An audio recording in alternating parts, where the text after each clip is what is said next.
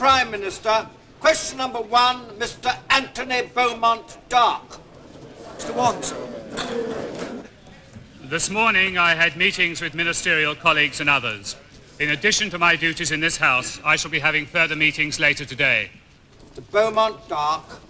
In thanking my right honourable friend for that answer, would he agree with me that at this time we can all understand the appalling strain that the families of those servicemen and women out in the Gulf are going through at the present time, and particularly with a member of my honourable friend for Edgbaston's constituency, Flag Lieutenant Peter's family, who we've all seen the photograph with outrage and sorrow that has been used so cruelly against them. And could we all agree that as the Secretary of State for Defence talked about the inspirational courage of the men who are doing the fighting, the steadfast courage of those families at home who have to wait for the warriors to return needs all our support at this time?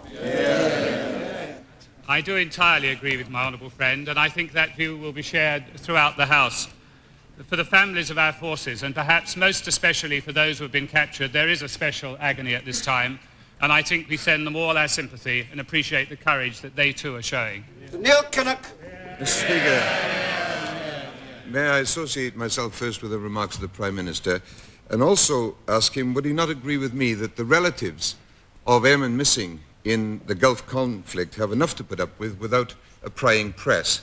Does he not share my view that uninvited intrusions into the lives of very anxious people cannot serve any public interest whatsoever? And would the Prime Minister therefore take this opportunity to make an appeal to editors to desist from any invasions of privacy?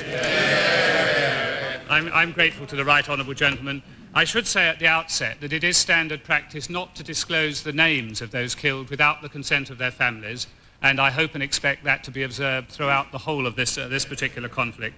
I do share his view that people at a time of grief are entitled to privacy, and I hope that privacy will be respected by everyone. Mr. Patrick Thompson. Number 2, sir. I refer my honourable friend to the answer I gave some moments ago.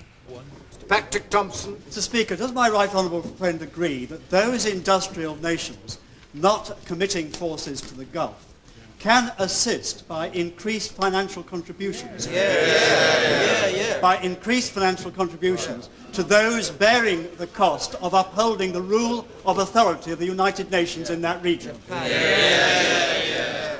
Yes, I do agree with my honourable friend.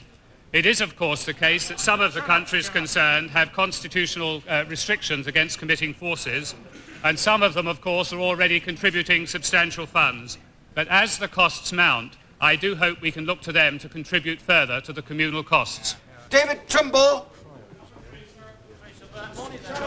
I refer the honourable gentleman to the answer I gave some moments ago. Trimble. Does the Prime Minister realise that many of us here admire the way in which he and his government have handled the crisis in the Middle East? In particular, we like the vigour of the government's response and its clarity of purpose and refusal to allow itself to chase after the mirages of diplomatic and political initiatives. Does he realise the sad contrast we see in the response of the government to Irish Republican terrorism, which has claimed yet another innocent victim in Ulster yesterday, where the government has allowed itself to be mired down in foolish political action which has inhibited the response that ought to be made? And could he bring to Ulster the same clarity and vigour with which he's pursued the crisis in the Gulf? To the honourable gentleman for his initial remarks. I should say to the honourable gentleman that we have the same opposition to terrorism in Northern Ireland as we do in the Gulf, and we shall continue to keep that particular view firmly in mind. Sir Roger Moat.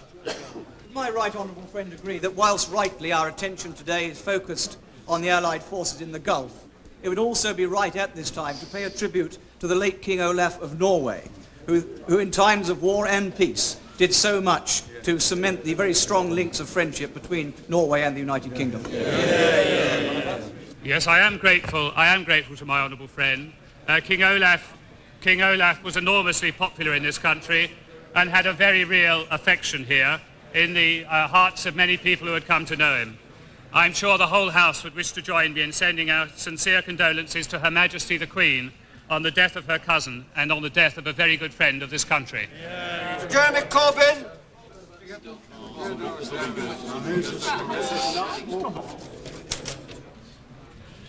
I have no plans at present to do so. Ministers at the Department of the Environment meet regularly voluntary agencies who deal with the problem of homelessness. The most recent such meeting was on the 17th of January. Corbyn. Is the Prime Minister aware that tonight over 3,000 people will be sleeping on the streets of London, that there are 20,000 families living in bed and breakfast accommodation in London, and that last year there was an 11% increase in the number of people being declared homeless throughout the capital city? In the midst of this crisis of homelessness in London, will the Prime Minister now make resources available for local authorities to build and buy homes for rent, rather than creating bed and breakfast millionaires and paying money to property companies for leasehold properties? Because, and I conclude with this point, will the Prime Minister not agree with me that the plight of children growing up in overcrowded bed and breakfast accommodation or shared housing cast a blight over their whole lives, and they should be allowed to grow up in decency as we want for ourselves? Wish to see people, and most especially children, properly housed. There is no dispute between the honourable gentleman and I upon that point. Perhaps the first and most helpful thing that could be done would be for a large number of London authorities, including Islington, to bring into use the large number of empty properties that they at present have. As the honourable gentleman will know, my honourable friend, the Minister of State, announced just a few weeks ago a very substantial increase in resources to deal with the problem of homelessness in London. Mr. Richard Tracy. Mr. Speaker, further to what my right honourable friend has just said, I wonder if he could also look at the millions of pounds of uncollected rents which the Labour councils in London are failing to collect. This money also could be channelled to help the homeless in the most constructive way. My honourable friend makes a perfectly fair point. Mr. Harry Barnes. I refer the honourable gentleman to the answer I gave some moments ago. Mr. Harry Barnes. Does the Prime Minister accept that a concern for the well-being of British troops and a concern for the well-being of Iraqi citizens are not incompatible and they in fact reinforce each other?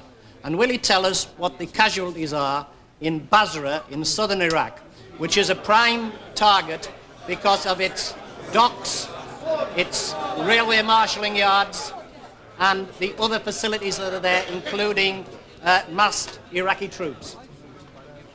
There are no means by which I could know those figures, as the honourable gentleman knows. But he also knows, for it has been repeatedly stated from this dispatch box in the last few days, that Allied pilots, all of them, have a firm instruction to attempt to avoid civilian casualties wherever possible. Sir George Gardner. In view of Saddam Hussein's despicable treatment of prisoners of war, coming on top of other crimes against humanity, would my right honourable friend agree that now the destruction of Saddam Hussein himself is a legitimate war aim? I very strongly suspect, I must say to my honourable friend, that he may yet become a target of his own people. It is perfectly clear, I think, that this man is amoral. He takes hostages, he attacks population centres, he threatens prisoners. He's a man without pity, and whatever his fate may be, I, for one, will not weep for him. Mr. Eric Ilsley, number 6. Refer the honourable gentleman to the answer I gave some moments ago. Mr. Ilsley. Of newspaper reports yesterday that Department of Health press officers are likely to seriously mislead the country on the extent of the National Health Service to cope with Gulf War casualties. Will the Prime Minister assure this House that accurate information will be given to ensure that Toulouse doesn't become one of the first casualties of the Gulf War? The honourable gentleman may certainly have that assurance. There is no question of the National Health Service or any of its spokesmen in the Department of Health or elsewhere misleading either this House or the public. Mr. Peter Vickers, number 7. I refer my honourable friend to the answer I gave some moments ago. Because My right honourable friend, after much talk of political union in Europe, is it not disappointing that our European allies, given a clear chance of political unity over United Nations resolutions and their imposition, have failed to match their rhetoric by their action? I entirely understand my honourable friend's point. There is undoubtedly a considerable disparity in the extent to which individual European countries have committed themselves to the problems of the Gulf. Political union and a common foreign and security policy in Europe would have to go beyond statements and extend to action. Clearly, Europe is not ready for that, and we should not be too ambitious when it comes to the IGC on political union.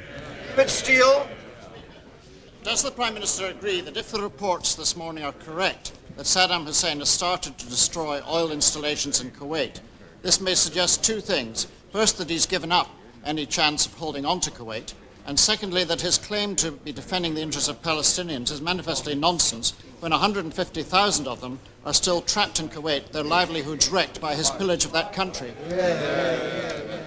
Say to the right honourable gentleman, his claim on the latter point is nonsense in any event, whatever may be happening insofar as the oil fields are concerned. I am, of course, aware of the media reports of damage to the oil fields, and I've made a number of inquiries up to and including the last few minutes to find out what the present situation is.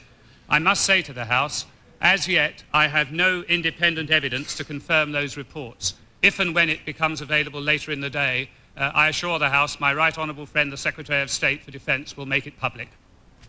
Mr. Rathbone. Mr. Speaker, much has been made of the way in which the Iraqi authorities have broken the Geneva Conventions. Would the Prime Minister now reassure the House categorically that British forces, British authority and our allies will stand by both the spirit and the letter of the Geneva Conventions? Honourable friend, that absolute and complete assurance. It is an assurance, I think, that no one anywhere in the world, not even in Iraq, would doubt. Ted Rowlands. The almost unanimous feeling about the Prime Press. Would the Prime Minister go a little bit further and actually make a personal approach to all the major national editors to see that they respect the feelings and wishes of people? I certainly hope that everybody, including the national editors, will respect the privacy of people in grief. I hope that will satisfy the honourable gentleman, and I'm sure those remarks will have been heard. Mr. David Sundberg. I refer my honourable friend to the answer I gave some moments ago. Friend recall that when he recently visited the Gulf, he met troops from the 3rd Battalion of the Royal Regiment of Fusiliers, formerly the Lancashire Fusiliers, which has strong links with my constituency and recruits extensively in Greater Manchester. Would he take this opportunity of sending a message of thanks and appreciation, not just to the troops themselves, but to their families who anxiously wait for news at home? I am certainly happy to do that. I enjoyed my meeting with them very much in the desert and was able to bring them up to date with Manchester United's results, which in many cases was on the forefront of their minds. Number 9, please. Honourable gentleman, to the answer I gave some moments ago. Contemplate the future when we're seeing the horrendous scenes from the Gulf today. While the Prime Minister is contemplating winning the peace, will he consider that the final arbiters who would have stability in the Gulf is to be the Iraqi and Kuwaiti masses? And if he accepts that long perspective, how does he think that these people today are reacting to the news that tens of thousands of civilians have been killed, which seems to contradict the briefing we've been getting that only economic and military targets have been affected? To the honourable gentleman, I have no confirmation of the figures of casualties that he gives, and he will know from the debates in this House over the last few days the important issues of principle that are at stake. I think those issues of principle are understood both in this House and across the whole world. Mr. Butterfield. Would my right honourable friend join with me in condemning recent events in Latvia? Would he share with me the belief that it would be very sad if the Soviet Union were to lurch back into repression? And can he assure the Soviet Union that economic aid from the European community will be dependent upon the maintenance of civil rights throughout the Soviet Union and its satellite states? I can certainly give my honourable friend that assurance. I can also tell him that we are at the moment in regular contact with the elected Baltic leaders. I hope myself to see the Latvian Foreign Minister, Mr. Jurkens, tomorrow. I understand earlier today that President Gorbanov of Latvia has had a meeting with President Gorbachev. He stated at the conclusion of that meeting that he does not expect direct rule to be imposed. I very much hope that that proves to be correct. McCallion. Number 10. I had a very enjoyable recent visit to Scotland, and I look forward to returning shortly. McCallion. Speaker, the Prime Minister is forever telling us that he is prepared to listen. If he really did listen on his recent visit to Scotland, he will know by now that the people of Scotland want the poll tax abolished, they want the Scottish Parliament established in Edinburgh, and they want the Tories kicked out of office in Westminster. Why is he going to call a general election to allow them to achieve all of these three things?